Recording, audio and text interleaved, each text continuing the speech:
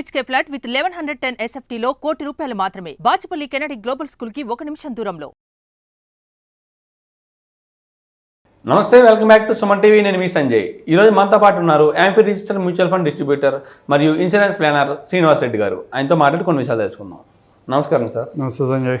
మేజర్గా చూస్తుంటే చాలా చోట్ల క్రెడిట్ కార్డ్ యూసేజ్ ఎక్కువ అవుతుంది. ఇప్పుడు ఆన్లైన్లో ఆఫర్స్ ఏమైనా ఉన్నాయి, షాపింగ్ యాప్స్ ఇవన్నీ చాలా వచ్చేసినాయి, ఆన్లైన్ యాప్స్. అందులో ఎక్కువగా క్రెడిట్ కార్డ్సే ఆఫర్స్ ఉన్నాయి. ఇందువల్ల కానీ క్రెడిట్ కార్డ్ యూసేజ్ బాగా ఎక్కువ పెరుగుతుంది. అవును. ఇప్పుడు దానివల్ల క్రెడిట్ కార్డ్ యూజ్ చేయడం వల్ల అడ్వాంటేజెస్ ఏంటి, డిసడ్వాంటేజెస్ ఏంటి, అసలు క్రెడిట్ కార్డులో ఎన్ని రకాలు ఉన్నాయి, కొద్దిగా మాకు డీటెయిల్గా ఎక్స్ప్లెయిన్ చేస్తారండి. క్రెడిట్ కార్డులు ఒక 3-4 రకాల వరకు పాపులర్ కార్డ్స్ ఉన్నాయి. ఒకటి షాపింగ్ కార్డ్స్ అంటాము, లేకపోతే ఫ్యూయల్ కార్డ్స్ అంటాము, లేకపోతే ట్రావెల్ కార్డ్స్ అంటాం.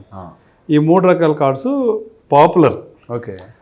కాకపోతే క్రెడిట్ కార్డు వాడొద్దా అంటే, మీరు మ్యూచువల్ ఫండ్ ఇన్వెస్టర్ అయితే మీ చుట్టుపక్కల వాళ్ళందరూ కూడా క్రెడిట్ కార్డులు వాడాలి. అదేంటి సార్, దానికి ఇంకేంటి మధ్యలో ఏం కొంటారు క్రెడిట్ కార్డుతో?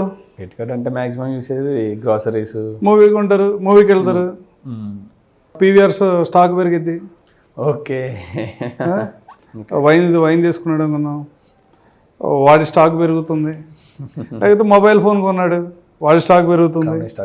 కంపెనీ స్టాక్ పెరిగితే అది సొసైటీకి ఉపయోగమే. ఓకే. ఇన్ పర్సన్ అతనికి ఉపయోగమే కాదా అంటే ఇట్స్ డిబేటబుల్. నీ దగ్గర 10 లక్షల రూపాయల కార్డు ఉంది, నీకు అర్జెంట్ ఎమర్జెన్సీ ఏదైనా వచ్చింది, హాస్పిటల్ ఎమర్జెన్సీ కావచ్చు, XYZ ఏదైనా పిల్లల ఫీజు కట్టాలి, ఇంకోటి ఇమీడియట్గా నువ్వు ఎవరి దగ్గరికి వెళ్లకుండా ఇమీడియట్గా కార్డ్ స్వైప్ చేసి నువ్వు నీ అవసరాన్ని తీర్చుకోవచ్చు. ఓకే. కొన్ని సందర్భాల్లో అదే కత్తి అవుతుంది.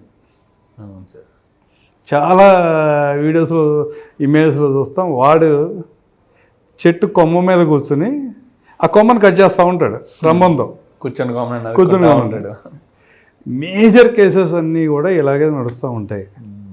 అంటే ఇమీడియట్గా నేను పే చేయలేని పరిస్థితిలో ఉంటే ఒక 2% 3% నాకు కట్ చేసుకుని నువ్వు నా బిల్లు కట్టు.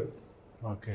అట్లా బిజినెస్ రన్ అవుతుంది. అంటే ఏంటి, నువ్వు కార్డు ఓడుతున్నావు, నెక్స్ట్ టైం ఆ కార్డుని ఇమ్మీడియట్గా నువ్వు పే చేయలేకపోతున్నావు. అవును సార్. జనరల్గా మన వాళ్ళు చేసేది ఏంటంటే మినిమం బ్యాలెన్స్ పే చేయటం. మినిమం బ్యాలెన్స్ పే చేస్తే ఏమవుతుంది, నీ అవుట్ స్టాండింగ్ అలాగే ఉంటుంది. మినిమం బ్యాలెన్స్ ఎంత ఉంటుంది, 50-60% ఇంట్రెస్ట్ ఉంటుంది. అది చూసుకోవట్లేదు. అది చూసుకోకుండా మినిమం బ్యాలెన్స్ పే చేస్తారు. కొన్ని యూట్యూబ్ ఛానల్ చూసిన తర్వాత లేదా ఫ్రెండ్స్ చెప్పినందువల్ల కొన్ని ఆప్షన్స్ వీళ్ళకి కూడా ఐడియా వచ్చి, రే మనం ఇంత అనవసరంగా పే చేస్తున్నామని ఎవరో క్రెడిట్ కార్డ్ స్వైపింగ్ ఎక్కడో క్రెడిట్ కార్డ్ స్వైప్ చేసి వాళ్ళకి కొంచెం ఎక్స్ట్రా పే చేసి ఆ మనీ తీసుకొచ్చి ఇక్కడ పే చేసుకుని మళ్ళీ కార్డు స్వైప్ చేస్తారు. ఇదొక ఆప్షన్తో చేస్తాను. అసలు కంపెనీస్ క్రెడిట్ కార్డ్స్ ఎందుకు ఇస్తున్నాయి? నేను డెవలప్ అవ్వమని ఇస్తున్నాయా, లేకపోతే నీ ఫైనాన్షియల్ సిచ్యువేషన్ని వాళ్ళ కంట్రోల్లో తీసుకోండి అనేది మీరు ఆలోచించుకోవాలి. ఓకే. నీకు అవసరం లేదు. ఒక బీటెక్ స్టూడెంట్ 3rd ఇయర్ అయిపోయేపాటికి అతనికి ఏ ఫైనాన్షియల్ స్టేటస్ లేకపోయినా కానీ కంపెనీస్ క్రెడిట్ కార్డ్ ఆఫర్ చేస్తున్నాయి. అవును సార్. అతనికి స్పెండింగ్ అలవాటు చేస్తున్నాయి, స్పెండింగ్ అలవాటు చేస్తున్నాయి. అతను జాబ్ వచ్చేపాటికి అతని దగ్గర ఒక 4-5 క్రెడిట్ కార్డులు ఉంటున్నాయి. అవును సార్. అంటే అతను 30,000 శాలరీయో 40,000 శాలరీయో ఉన్న ఒక ఎంప్లాయీకి దగ్గర 5 to 6 lakhs క్రెడిట్ కార్డు ఉంటుంది.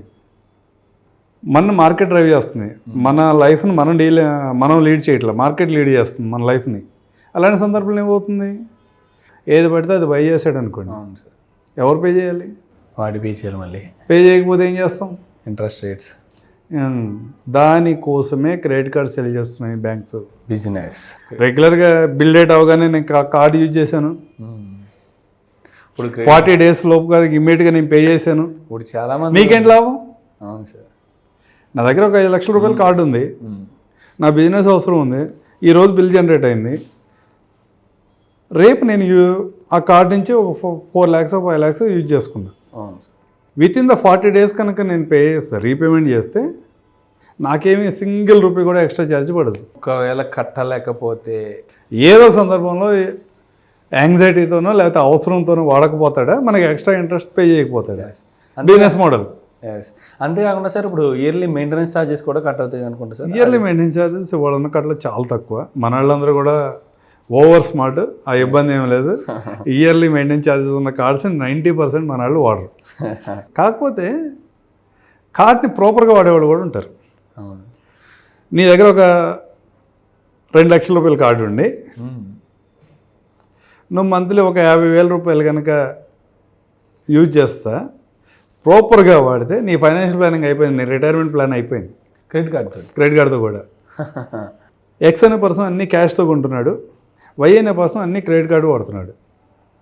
40 డేస్లో పే చేస్తున్నాడు. 50,000 రూపీస్ స్కూల్ ఫీజు కట్టాలి, లేదా గ్రాసరీస్ కొనాలి, ఏదో ఉండాలి. ఎక్స్ అనే పర్సన్ అతను క్యాష్తో వాడేశాడు, బై చేసుకున్నాడు, వెళ్ళిపోయాడు, ఏ టెన్షన్ లేదు. వై అనే పర్సన్ ఆ మనీని బ్యాంక్లో ఉంచుకున్నాడు, 40 డేస్ తర్వాత పే చేశాడు. ఓకే, ఏమైంది? లాస్ అయితే ఏం లేదు. లాస్ లేదు. కొంచెం ఎక్స్ట్రా యాక్టివిటీ చేయగలిగితే ఆ 50,000ని మ్యూచువల్ ఫండ్లో లిక్విడ్ ఫండ్స్ అని ఉంటాయి, వితౌట్ రిస్క్ 250 రూపాయల నుంచి 300 రూపాయలు ఎక్స్ట్రా గెయిన్ చేస్తాడు. ఎస్, ఖచ్చితంగా. సేవింగ్ బ్యాంక్లో ఉన్నా కానీ 7% రిటర్న్ ఇస్తున్నాయి. వాటిలో వేసినా కానీ ఆ 50,000 రూపీస్కి 40 డేస్లో ఒక 300 రూపాయలు, 400 రూపాయలు, 250 to 300 రూపీస్ ఇంక్రీజ్ అవుతుంది. సంవత్సరంలో ఎంత పెరుగుతుంది? 2,500 నుంచి 3,000 కదా. ఒక 30 years పిల్లాడు ఎట్లాగే చేసుకుంటూ వెళ్ళాడు. సంవత్సరం మొత్తం మీద 2,500 రూపాయలు ఎర్న్ చేసి ఎక్స్ట్రా సంపాదించాడు అనుకుందాం క్రెడిట్ కార్డు మీద. ఆ 2,500 ఒక 10 సంవత్సరాలు కంటిన్యూగా ఇన్వెస్ట్మెంట్ చేశాడు. తర్వాత ఒక 30 సంవత్సరాలు మర్చిపోయాడు. Only 2,500 per annum, per yearly 2,500 ఒక 10 years ఇన్వెస్ట్ చేశాడు. తర్వాత ఒక 30 సంవత్సరాలు మర్చిపోయాడు. అంటే 20 years పిల్లాడు 30 years వరకు చేశాడు, 30 నుంచి 60 వరకు వదిలేశాడు. ఆ ఇన్వెస్ట్మెంట్ ముట్టుకోలే. అతని వాల్యూ ఎంతో తెలుసా? 38 lakhs. క్రెడిట్ కార్డ్తో కూడా డబ్బులు సంపాదించాను. క్రెడిట్ కార్డ్తో కూడా నీ రిటైర్మెంట్ సెట్ చేసుకోవచ్చు. ఓకే, కానీ ఆ ప్రాసెస్ అనేది ప్రాపర్గా చేయగలిగాలి. కానీ ఎంతమంది చేస్తున్నారు క్రెడిట్ కార్డ్తో ఈ విధంగా చేసేవాళ్ళు ఉన్నారంటే less than 1%. పాజిటివ్ ఉంటుంది, నెగిటివ్ ఉంటుంది. మనం వేరే వాళ్ళ మీద డిపెండ్ అవసరం లేదు, అవసరానికి మాత్రమే ఉండదు. క్రెడిట్ కార్డు బిల్లు పే చేయలేకపోతే సిబిల్ స్కోర్ కూడా ఎఫెక్ట్ అవుతుందని చాలామంది అంటున్నారు. దాని ఎఫెక్ట్ ఎలా ఉంటుంది సార్ సిబిల్ స్కోర్ మీద? సిబిల్ స్కోర్ ఎఫెక్ట్ అయితే ఏమవుతుందంటే ఫ్యూచర్లో నీకు ఏ లోన్స్ రావు. ఓకే, సిబిల్ స్కోర్ పోతే లోన్స్ రాకపోతే మంచిదే. నువ్వు రెగ్యులర్గా వాడుతున్నా కానీ నీకు సిబిల్ పోతుంది, రెగ్యులర్గా పే చేస్తున్నా కానీ సిబిల్ మైనస్ అవుతుంది. ఓకే, సపోజ్ నీ దగ్గర ఒక 1,00,000 రూపాయల కార్డు ఉంది, ఎవ్రీ మంత్ 1,00,000 యూజ్ చేస్తున్నావు కడుతున్నావు. నీ లిమిట్ ఏమి అక్కడ బ్యాలెన్స్ ఉంచట్లా. ఏదో కొంచెం క్రాష్ హంగ్రీలో ఉన్నాడు మనిషి, సంథింగ్ రాంగ్ అని సిబిల్ కట్ అవుతూ ఉంటుంది. ఓకే, నీ సిబిల్కి ఇబ్బంది లేకుండా నీ కార్డుని యూజ్ చేయాలంటే మినిమం 30% కంటే ఎక్కువ యూజ్ చేయొద్దు. 70% అవుట్ స్టాండింగ్ ఎప్పుడు కూడా అక్కడ బ్యాలెన్స్ ఉంటే కార్డులో నీకు ఎలాంటి సిబిల్ ఎఫెక్ట్ కాదు. అట్లా కాకుండా 5 lakhs కార్డు ఉంటే 5 lakhs వాడుతున్నావు, 2 lakhs కార్డు ఉంటే 2 lakhs వాడుతున్నావు అంటే సిబిల్ ఎఫెక్ట్. దానికి కూడా ఇంకో మార్గం ఉంది. బిల్ జనరేట్ అయ్యేలోపు కనుక నువ్వు పేమెంట్ చేయగలిగితే, ఓకే, సపోజ్ బిల్ ఇవాళ జనరేట్ అయింది, నెక్స్ట్ డే నువ్వు తీసుకున్నావు, బిల్ జనరేషన్ మధ్యలో బిల్కి నెక్స్ట్ బిల్కి మధ్యలో 30 days గ్యాప్ ఉంటుంది. ఈ 30 daysలో కనుక నువ్వు పేమెంట్ చేస్తే ఈ అమౌంట్ ఏమి సిబిల్ వాడికి రిఫ్లెక్ట్ కాదు. ఓకే, అక్కడ నీకు అలాంటి ఇబ్బంది, మళ్ళీ అక్కడ నీకు సివిల్కి ఎఫెక్ట్ ఏముండదు. నేనేదో ఫైనాన్షియల్ ప్లానింగ్ అయిపోయింది అని చెప్పి క్రెడిట్ కార్డులు వాడటం మొదలు పెడితే మనం చెప్పిన దానికి రివర్స్లో జరిగే అవకాశాలు అయితే చాలా ఎక్కువ ఉంటాయి. చాలామంది క్రెడిట్ కార్డుని కూడా ఒక కలెక్షన్లా చూపించుకుంటున్నారు. వాళ్ళ వాలెట్లో కానీ ఇదిలో కానీ ఒక different type of banks credit కార్డ్స్ని చూపించుకుని నా దగ్గర ఈ బ్యాంక్ కార్డు ఉంది, ఈ బ్యాంక్కి సంబంధించిన క్రెడిట్ కార్డు ఉందని చెప్పేసి ఫీల్ అవుతున్నారు. అలాంటి వాళ్ళకి మీరు ఏం చెప్తారు సార్? ఇవాళ కెమెరా ఫోన్స్ వచ్చిన తర్వాత ఏమైందంటే వేరే వాడు ఎవడో మంచి కారు బయట రోడ్డు మీద ఉంటే గౌకుని ఫోటో తీసుకుని వెళ్ళిపోతాడు. ఆ ఫోటోని స్టేటస్లో పెట్టుకుంటాడు. అవతల నాది అనుకుంటాడా? మన గురించి వాళ్ళకి తెలుసుగా బేసిక్గా. నీ చుట్టుపక్కల అయితే నీ గురించి అంత ఎక్స్పెక్ట్ చేయడుగా.